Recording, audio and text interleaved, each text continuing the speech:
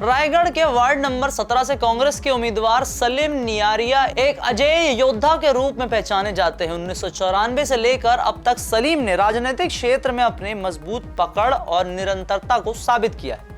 30 वर्षों से लगातार पार्षद के रूप में चुने जाने वाले सलीम ने रायगढ़ में कांग्रेस की स्थिति को मजबूत किया है। 2014 के चुनावों में जब उन्हें सभापति बनाया गया तब वे रायगढ़ नगर निगम के पहले मुस्लिम सभापति बने, जो उनके राजनीतिक करियर का एक अहम मोड़ भी था। इस बार फिर से वार्ड नंबर 17, जो अब पिछड़ा वर्ग के लिए आरक्षित है, से सलीम चुनावी मैदान में है और कांग्रेस ने उन्हें उम्मीदवार बनाया है। अब एक नजर डालते हैं कांग्रेस के इस प्रभुत्वशाली योद्धा के इतिहास पर कि कौन है सलीम नियारिया।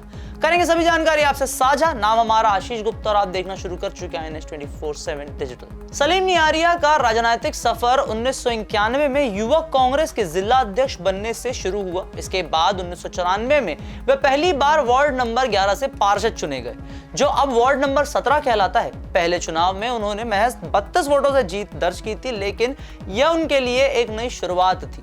इसके बाद हर चुनाव में उनकी जीत का अंतर बढ़ता गया। 1999 में उन्होंने 141 वोटों से जीत हासिल की, जबकि 2014 में यह अंतर 255 हो गया। 2019 में उन्होंने 490 वोटों से और 2014 में 248 वोटों से जीत दर्ज की।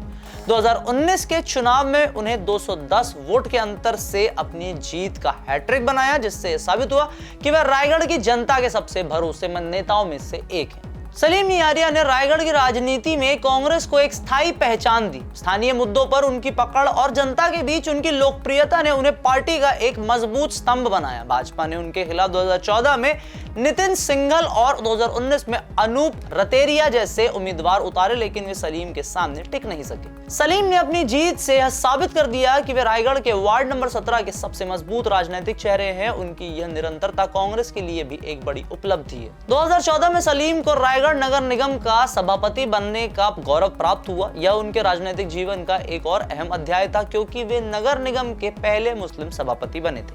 उनके कार्यकाल में विकास कार्यों पर जोर दिया गया और जनता से जुड़े मुद्दों को प्राथमिकता भी दी गई। सभापति के रूप में उन्होंने रायगढ़ में कई नई योजनाएं लागू की और अपने वार्ड के साथ साथ पूरे शहर में विकास कार्यों को गति दी। हालांकि इस दौरान उन्हें कई चुनौतियों का सामना करना पड़ा, लेकिन उन्होंने अपनी काबिलियत और जनता के समर्थन से सभी समस्याओं का हल निकाल लिया। इस बार फिर से सलीम नियारिया वार्ड नंबर 17 से कांग्रेस के उम्मीदवार है। यह वार्ड पिछड़ा वर्ग के लिए आरक्षित है, लेकिन सलीम की लोकप्रियता और उनके द्वारा किए गए उनके काम पक्ष में है। रायगढ़ के लोग उन्हें एक सच्चे नेता के रूप में देखते हैं, जिन्होंने हमेशा उनकी समस्याओं का समाधान निकाला है और उनके पिछले 30 वर्षों के प्रदर्शन ने उन्हें रायगढ़ की राजनीति का एक अजेय योद्धा बना दिया है। अब देखना यह है कि क्या इस बार सलीम नियारिया अपनी जीत की परंपरा को जारी रख पाते हैं या इस बार कोई और बाजी मार जाता है। तो ये थे राजनीतिक गलियारे से बड़े अपडेट। वीडियो पसंद है तो इसे लाइक करें, शेयर करें, दोस्तों को अवेयर करें, चैनल को फॉलो सब्सक्राइब करना ना भूलें।